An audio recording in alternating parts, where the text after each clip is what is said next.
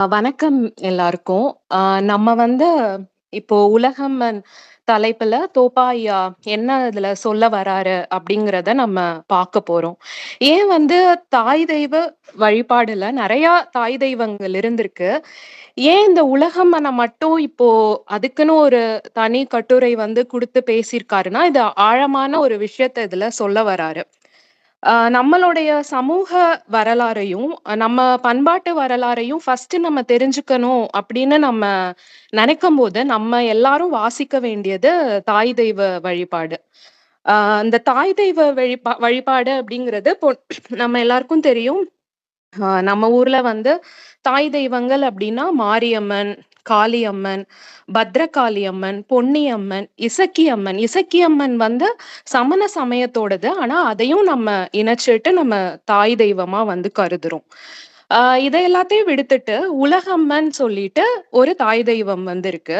இந்த உலகம்மன வந்து தமிழ்நாட்டுல நெறைய பகுதிகள்ல வந்து கும்பிடுறாங்க. அ நெல்லை மாவட்டத்துல வந்து பார்த்தா, பெண்களுக்கு வந்து நெறைய பேருக்கு உலகம்மாள் அப்படிங்கிற ஒரு பேர் வைக்கிறதா இருக்கட்டும். இதே வந்து ஆண் பெயர்கள் வந்து உலகநாதன் அந்த மாதிரி வைக்கிறாங்க. இதே வந்து நம்ம திருச்சி, அ தஞ்சாவூர் அங்கலாம் வந்தா, இது லோகநாயகி இல்ல லோகாம்பாள் அப்படின்ட்டு வந்து பெண் குழந்தைகளுக்கு பேர் வைக்கிறதா இருக்கட்டும். அ ஆண்களுக்கு வந்து லோகநாதன் அப்படின்ட்டு வைக்கிறாங்க. இந்த லோகம் அப்படிங்கிறது இந்த இடத்துல வந்து நம்ம உலகம் அப்படின்னு வந்து எடுத்துக்கணும். இப்போ இந்த உலகத்தன்மைய குறிக்கிற இந்த பெயர்கள்லாம் பெண்களுக்கு தான் உலக நாயகின்ட்டு வந்து இருக்கே தவிர, ஆண்களுக்கு வந்து பெயரா உலகநாயகன், இல்ல லோகநாயகன் அந்த மாதிரிலாம் யாரும் வைக்க மாட்டாங்க. இந்த உலகத்த வந்து நெக்ஸ்ட் எதோட நம்ம கம்பேர் பண்ணி பார்க்கணும் அப்படின்னு சொல்றாருன்னா, நிலத்தோட வந்து கம்பேர் பண்ணணும். உலகம்னா வந்து நிலம். அப்போ என்ன சொல்ல வராங்கன்னா, அந்த நிலத்தை அடையிறவன் நிலத்தை அடையிற அந்த அ அ உரிமை வந்து யாருக்கு இருக்குன்னா, அரசர்களுக்கு வந்து தான் இருக்கு. நிலம்னா முதல்ல வந்து பெண்ணு.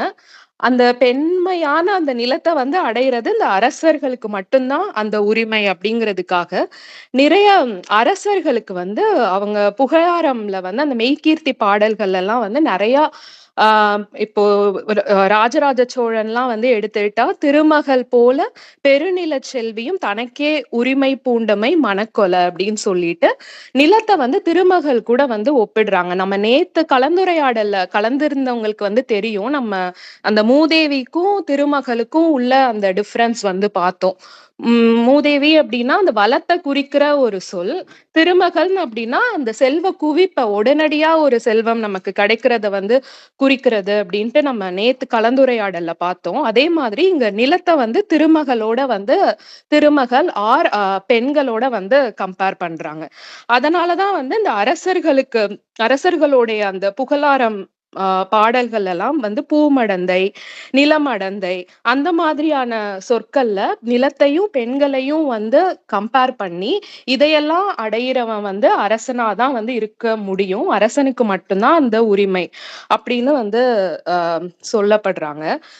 அதே மாதிரி சோழ அரசர்களுடைய மனைவிக்கெல்லாம் வந்து என்ன பேர்லாம் வந்து இருக்கும்னா, அவனி முழுதுடையாள், புவன முழுதுடையாள், முழுதுடையாள், தரணி முழுதுடையாள், ஆம் மூவுலகுடையாள், திரிபுவன மாதேவி.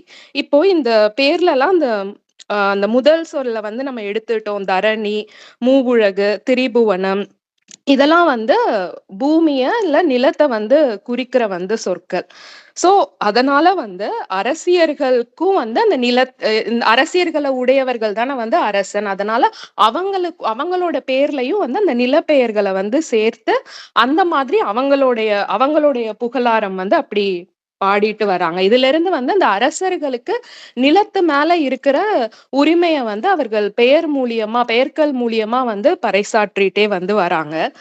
இப்போ வந்து அடுத்து என்ன வந்து சொல்றாருன்னா, இந்த பள்ளிப்படை ஆலயங்கள் அப்படின்னு. பள்ளிப்படை ஆலயங்கள் அப்படின்னா, ஒரு அரசர் வந்து இறந்தார்னா, அந்த இறந்த இடத்துல இப்போ அ போர்ல வந்து அவர் இறந்து போறாரு அப்படின்னா, அவர வந்து அவருடைய அரண்மனைக்கெல்லாம் கொண்டு வரதுக்கு அவங்களுக்கு ஒரு உடனடியான ஒரு வசதிலாம் வந்து இருக்காது. எங்க வந்து இறந்தாரோ வந்து அங்கேயே வந்து அவருக்கு வந்து ஒரு பள்ளிப்படை ஆலயம் வந்து கட்டுறது.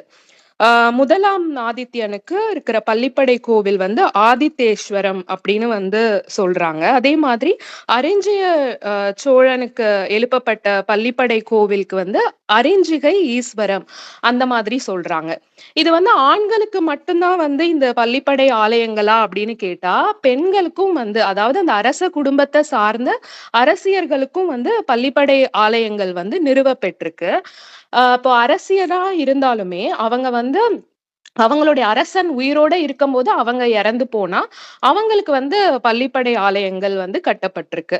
இந்த பள்ளிப்படை ஆலயங்களுக்கும், அரசர்களுக்கும் கட்டப்பட்ட பள்ளிப்படை ஆலயங்களுக்கும் வந்து என்ன வித்தியாசம் அப்டின்னா, அரசர்களுக்கு கட்டப்பட்ட அந்த பள்ளிப்படை ஆலயங்கள்ல வந்து சிவலிங்கம் வச்சு அத வந்து ஒரு சிவன் கோவில் மாதிரி வந்து அ ட்ரீட் பண்ணப்படும். ஆனா வந்து அ பெண்களுக்கு எழுப்பப்படுற அந்த பள்ளிப்படை ஆலயங்கள்ல வந்து இந்த சிவலிங்கம் வந்து வைக்க மாட்டாங்க. இத நம்ம கூர்ந்து கவனிக்கணும். நேத்தோட கலந்துரையாடலோட இந்த சிவலிங்கம் வந்து நமக்கு வைதீக முறைப்படி நமக்கு இந்த நாட்டுக்கு வந்தது அப்படின்னு சொல்லி நம்ம நேத்து கலந்துரையாடல்ல வந்து பேசியிருக்கோம். இந்த வைதீகம் வந்து பெண்கள வந்து ஆலயத்துக்குள்ள இல்ல இந்த கடவுளுக்கும் பெண்களுக்கும் ஒரு டிஸ்டன்ஸ் வந்து இருந்துட்டே வந்து இருக்கணும் அப்படிங்கிறதுல அவங்க வந்து அத மெயின்டெயின் பண்ணிட்டே வந்தாங்க அந்த இருக்கிறவங்க. அதனால பெண்களுடைய பள்ளிப்படை ஆலயங்கள்ல இந்த சிவலிங்கம் வைக்க வந்து அவங்க அலோ பண்ணல. இது அரசர்கள் இறந்தா அவங்களுக்கு மட்டும் தான் வந்து இந்த சிவலிங்கம் வந்து பதிக்கப்படுது அந்த கோயில்ல.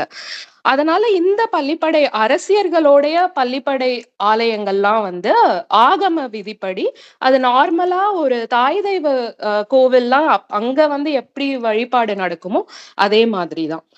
இப்போ அந்த காலத்துல நெறைய பேர் இந்த அம்மைலாம் வந்து அ ஒருத்தவங்க இறந்து போனா, ஒரு சின்ன பொண்ணு இறந்து போனாலோ, இல்ல இந்த மாதிரி கணவன் இருக்கும்போதே யாராவது இறந்து போனாங்களோ, அவங்களுக்கு வந்து மாரியம்மன் அப்படிங்கிற ஒரு பேர்ல நம்ம அத வந்து ஒரு தாய் தெய்வமா நெனச்சு வந்து நம்ம வழிபடுவோம்.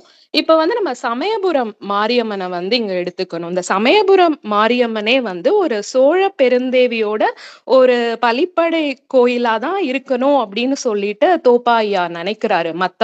மத்த ஆய்வாளர்களும் இத நெனைக்கிறாங்க. ஆம் அந்த மாதிரி ஒரு சோழ பெருந்தேவி இருந்து அவங்களுக்கு வந்து ஒரு அம்மை நோய் வந்து அந்த இடத்திலேயே அவங்க இறந்தனால அங்க அந்த இடத்துக்கு பேரும் அதனால சமயபுரம்னு வந்ததா அப்படிங்கறதெல்லாம் நம்ம இத கொஞ்சம் யோசிச்சு பார்க்கணும். நிறைய இத பத்தி வந்து படிக்கணும்.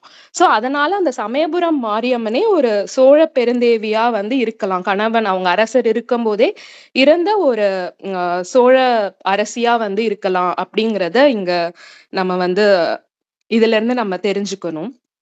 அதே மாதிரி நெல்லை மாவட்டத்துல 3ஆங் கொண்ட அம்மன், அப்புறம் 3 யுகம் கொண்ட அம்மன். இந்த மாதிரியான பேருக்கு முன்னாடி இந்த உலகத்த ஆள்ற அம்மன் அப்படிங்கிற மாதிரி நெறைய அ தாய் தெய்வ கோவில்கள்லாம் இருக்கு. பட்டத்தரசி அம்மன் அப்படிங்கிறதும் இந்த பட்டத்தரசினா அது வந்து ஒரு அரசியா வந்து இருந்திருக்கணும். அரசியா இருந்து அவங்க இறந்தனால அவங்கள வழிபடுற அந்த அம் தலத்துக்கு பேரு அந்த அம்மனுக்கு பேரு நம்ம பட்டத்தரசி அம்மன்னு ஒரு பெயர் வழக்கு வந்திருக்கலாம் அப்படிங்கிறத நம்ம பார்க்கணும். சோ இந்த இந்த வழிபாடு வந்து இந்த அரசர்களுடைய ஆதிக்கத்தினால அவங்களுடைய அந்த அதிகாரத்தோட நீட்சியா தான் வந்து இந்த உலகம்மன் வழிபாடு அப்படிங்கிறத வந்திருக்கு. இதுல இருந்து எளிய குடும்பத்துல இருக்கிற மக்கள்களும் அவங்களுடைய ஆஹ் வீட்ல ஒருத்தவங்க சுமங்கலியா இல்ல அவங்களோட கணவன் இருக்கும்போதே இறந்தாங்கன்னா அவங்கள வந்து மாலை அம்மனா வந்து நினைச்சு கும்பிடுற வழக்கம்லாம் வந்து நிறைய ஊர்கள்ல வந்து இருக்கு அப்படின்னு வந்து சொல்றாங்க. சோ இந்த உலகம்மன்னு இருக்கிற கட்டுரை வந்து நமக்கு எதை வெளிப்படுத்துறதுக்காகனா இந்த அரச மரபோட அதிகார நீட்சியா ஒரு தாய் தெய்வம் வந்து இருக்கு. அது வந்து ஒரு பெண், அது வந்து ஒரு தாய்மை உணர்வுக்கு வந்து நம்ம எளிய மக்கள் வந்து மதிப்பு குடுக்கறதுனால நம்ம வந்து அதையும் வந்து நம்ம ஏத்துட்டு நம்ம அந்த உலக அம்மனையும் வந்து நம்ம தாய் தெய்வமா வழிபட்டுட்டு இருக்கோம். அததான் இந்த கட்டுரையில வந்து சொல்ல வராரு. எனக்கு இன்னொரு ஒரு தலைப்பும் இருக்கு. அதுவும் வந்து இந்த தலைப்ப ஒட்டி தான் நான் பேசப் போறேன். அது பேச வரும்போது நான் இன்னும் டீட்டெயிலா வந்து நான் பேசுறேன். ஒரு சமண கோயில்ல அந்த தலைப்புல.